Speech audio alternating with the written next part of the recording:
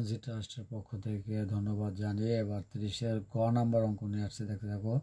7p square plus 3q square equal to 4 হলে দেখাও যে tan থিটা ইকুয়াল টু 1/√3। এই ছিল অঙ্ক সমাধান। গ দেওয়া আছে 7p square plus 3q square equal to 4। এখন কি করছি, বা এখানে দেখো মান বসিয়ে দেওয়া হয়েছে।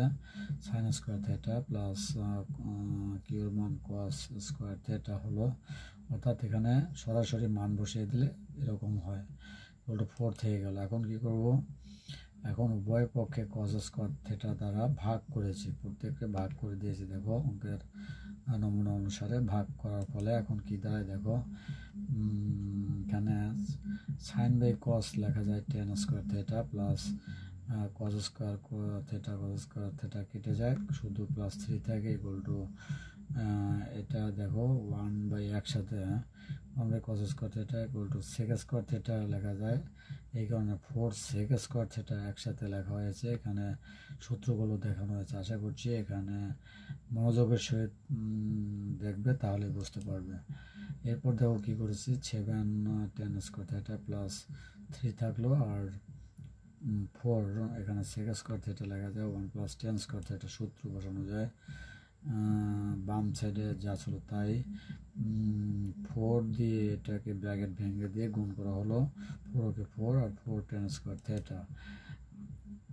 tan স্কোয়ার থিটা এই 4 tan স্কোয়ারকে বাম সাইডে নিয়ে আসলো, মাইনাস হলো, আর সংখ্যার কাছে সংখ্যা নিয়ে আসলো, প্লাস 3কে ডাইন সাইডে নিয়ে আসলো, প্লাস হলো মাইনাস হলো।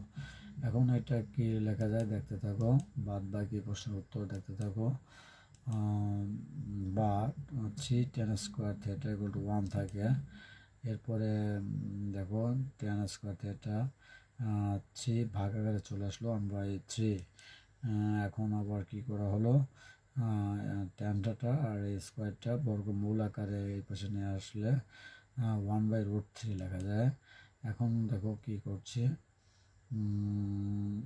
অতএব যে রেজাল্ট চেয়েছে সেটা কিন্তু অলরেডি পেয়ে গেছি, অর্থাৎ tan theta equal two 1/√3 short দেখানো হলো।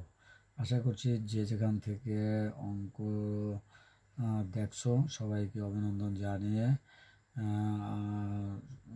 সবাইকে আমি একটি অনুরোধ আহ্বান রাখছি যে অনুসরণে তোমরা করবে, তোমরা A to Z শেখার চেষ্টা করবে সেই অনুশীলনী থেকে। তাহলে কি হবে, তোমরা বহু নির্বাচনী প্রশ্ন উত্তর দিতে পারবে, সংক্ষিপ্ত প্রশ্ন উত্তর দিতে পারবে, এবং যে জ্ঞান অর্জন করতে পারবে সেই জ্ঞানের আলোকে যে কোনো সৃজনশীল প্রশ্ন সমাধান করতে পারবে।